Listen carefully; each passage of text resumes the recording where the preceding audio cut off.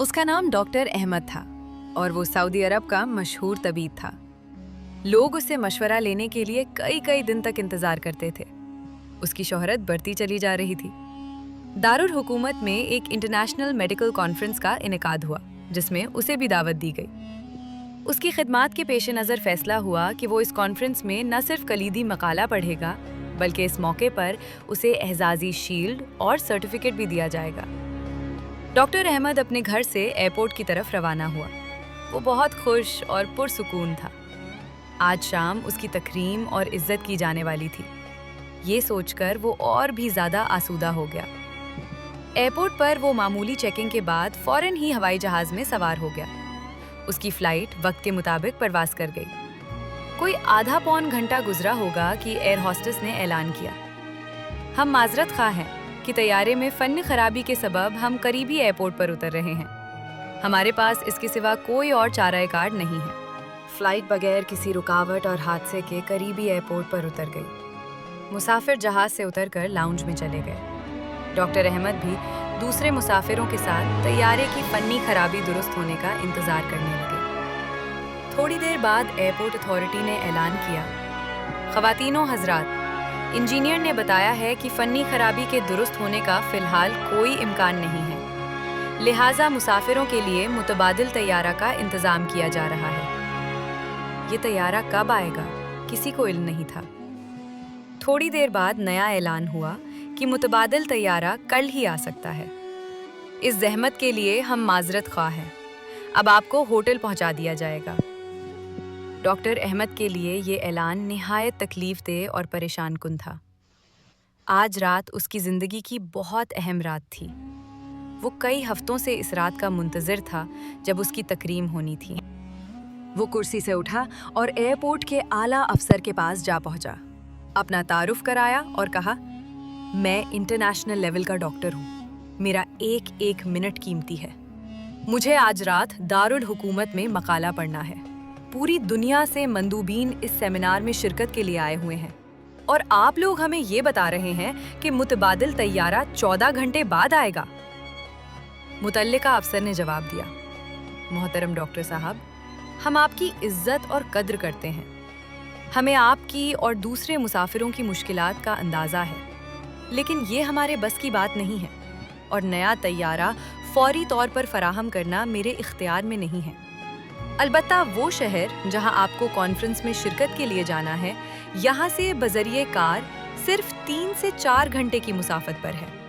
अगर आपको बहुत जल्दी है तो एयरपोर्ट से किराए पर गाड़ी हासिल करें और खुद ड्राइव करते हुए मुतल्लिका शहर पहुंच जाएं। डॉक्टर अहमद लंबी ड्राइविंग करना पसंद नहीं करता था, मगर अब ये मजबूरी थी। उसके पास कोई मुतबादिल रास्ता था ही नहीं। उसने मुतल्लिका ऑफिसर के मशवरे को पसंद किया और एयरपोर्ट से कार किराए पर लेकर मुतल्लिका शहर की जानिब रवाना हो गया। अभी कुछ ही फासला तय किया था कि अचानक मौसम खराब होना शुरू हो गया। आसमान पर गहरे बादल नमूदार हो गए। तेज आंधी उस पर मुस्तज़ाद थी। देखते ही देखते जोरदार बारिश शुरू हो गई और हर तरफ अंधेरा छा गया। मौसम की खराबी की वजह से उसे अंदाजा ही ना हुआ कि वो किस सिमत जा रहा है। 2 घंटे तक वो मुसलसल चलता गया। बिलाखिर उसे यकीन हो गया कि वो रास्ते से भटक चुका है। अब उसे भूख और थकावट का एहसास भी बड़ी शिद्दत से होने लगा। उसने सोचा था, 3-4 घंटे ही का सफ़र तो है, इसलिए उसने अपने साथ खाने पीने की कोई चीज़ भी नहीं ली थी। अब उसे किसी ऐसे ठिकाने की तलाश थी जहां से उसे खाने पीने की कोई चीज मिल सके। वक्त तेजी से गुजरता रहा।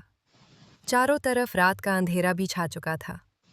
एक छोटे से गांव के पास से गुजरते हुए उसने गैर शौरी तौर पर अपनी गाड़ी एक छोटे से घर के सामने रोक दी। उसका हाथ घर के दरवाजे पर दस्तक दे रहा था जब अंदर से एक बूढ़ी और निहायत कमजोर आवाज उसके कानों में पड़ी, जो कह रही थी, जो भी हो अंदर आ जाओ, दरवाजा खुला है। डॉक्टर अहमद घर में दाखिल हुआ तो देखा कि एक बूढ़ी औरत मुतहर्रिक कुर्सी पर बैठी है। उसने खातून से कहा, अम्मा, मेरे मोबाइल की बैटरी ख़त्म हो चुकी है, क्या मैं अपना मोबाइल चार्ज कर सकता हूँ? बूढ़ी औरत मुस्कुराकर कहने लगी, मेरे बेटे, कौन से फ़ोन की बात कर रहे हो? तुम्हें मालूम नहीं इस वक्त तुम कहाँ हो? हमारे यहाँ न तो बिजली है न टेलीफोन। ये तो एक छोटा सा गांव है जहाँ शहरी सहूलतों का कोई तसव्वुर ही नहीं है। फिर उसने मज़ीद कहा, मेरे बेटे, सामने मेज़ पर चाय और खाना रखा है। लगता है कि तुम भूखे और प्यासे हो, रास्ता भटक गए हो। तुम पहले खाना खा लो, फिर बात करेंगे। लगता है तुम काफ़ी तवील फासला तय करके आए हो। डॉक्टर अहमद ने उस बूढ़ी खातून का शुक्रिया अदा किया और खाने पर टूट पड़ा। सफ़र की थकावट से उसे शदीद भूख लगी हुई थी। अचानक खातून की कुर्सी के साथ वाली चारपाई पर हरकत हुई और एक मासूम रोना शुरू कर दिया। खातून ने उस बच्चे को थपकर सुलाया और उसे दुआएं देना शुरू कर दी। वो उस बच्चे की सेहत और सलामती के लिए लंबी लंबी दुआएं कर रही थी। डॉक्टर अहमद ने खाना खाया और बूढ़ी अम्मा से कहने लगा, अम्मा जान, आपने अपने अखलाक, करम और मेहमान नवाजी से मेरा दिल जीत लिया है। आप इतनी लंबी दुआएं मांग रही हैं। उम्मीद है कि अल्लाह ताला आपकी दुआएं ज़रूर कबूल करेगा। बूढ़ी गोया हुई, मेरे बेटे, मैं हर वक्त अस्तगफिरुल्लाह की तस्बीह करती रहती हूँ, जिसकी बरकत से मेरे अल्लाह ने मेरी तमाम दुआएं सुनी और कबूल की हैं। हाँ, बस एक दुआ बाकी है जो मेरे ज़फ़े ईमान की वजह से पूरी नहीं हुई। तुम तो मुसाफिर हो, दुआ करो कि वो भी कबूल हो जाए। डॉक्टर अहमद कहने लगा, अम्मा जान, वो कौन सी दुआ है जो कबूल नहीं हुई? आप मुझे अपना काम बताइए। मैं आपके बेटे की तरह हूँ। अल्लाह ने चाहा तो मैं उसे ज़रूर करूँगा। आपकी जो मदद मेरे बस में होगी, इंशाअल्लाह ज़रूर करूँगा। खातून कहने लगी, मेरे अज़ीज़ बेटे, वो दुआ और ख्वाहिश मेरे अपने लिए नहीं, बल्कि इस यतीम और मिस्कीन बच्चे के लिए है जो मेरा पोता है।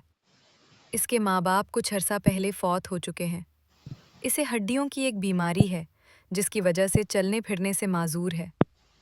मैंने करीबी हकीमों और डॉक्टरों से इसका बहुत इलाज करवाया है, मगर तमाम अतिब्बा इसके इलाज से आजिज़ आ गए हैं।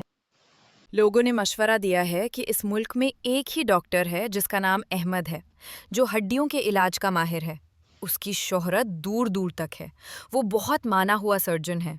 वही इसका इलाज कर सकता है, मगर वो तो यहाँ से बहुत दूर रहता है। फिर सुना है बहुत महंगा भी है। उस तक पहुँचना कोई आसान काम नहीं है। तुम मेरी हालत तो देख ही रहे हो। मैं बूढ़ी जान हूँ, किसी वक्त भी बुलावा आ सकता है। मुझे डर है कि मेरे बाद इस बच्चे की निगहदाश्त करने वाला कोई नहीं होगा। मैं हर वक्त अल्लाह ताला से दुआ करती हूँ कि वो कोई सबब पैदा कर दे कि इस बच्चे का इलाज उस डॉक्टर से हो सके। ऐन मुमकिन है कि इस यतीम बच्चे को शिफा उसी डॉक्टर के हाथों मिल जाए। डॉक्टर अहमद अपने जज्बात पर काबू न रख सका। उसने रूंधी हुई आवाज़ में कहा, अम्मा जान, मेरा तैयारा खराब हो गया। रास्ते में उतरना पड़ा। कार किराए पर ली। ज़ोर का तूफ़ान आया, आंधी और बारिश हुई और मैं रास्ता भूल गया। अल्लाह ताला ने मुझे ज़बरदस्ती आपके घर भेज दिया है। अम्मा, आपकी आखिरी दुआ भी कबूल हो चुकी है। अल्लाह रब्बुल इज़्ज़त ने ऐसे असबाब पैदा कर दिए हैं कि वो हड्डियों का बड़ा डॉक्टर खुद चलकर आपके घर आ गया है। अब मैं आपके पोते का इलाज करूँगा। जब अल्लाह ताला अपने किसी बंदे की दुआ सुनता है तो उसे पूरा करने के लिए असबाब भी खुद ही पैदा फरमा देता है। कायनात की सारी मखलूक, चाहे वो जानदार हों या बेजान, अल्लाह के हुक्म और उसकी मशीयत की पाबंद है। इस वाक़ये में आप देख सकते हैं कि किस तरह अल्लाह ताला ने ज़मीन और आसमान की मुख्तलिफ कुव्वतों को काम में लाकर बूढ़ी अम्मा की दुआ को पूरा किया। बेकस की पुकार को जब वो पुकारे, कौन कबूल करता है और सख्ती को दूर कर देता है और तुम्हें ज़मीन में जानशीन बनाता है। क्या अल्लाह ताला के साथ कोई और भी माबूद है?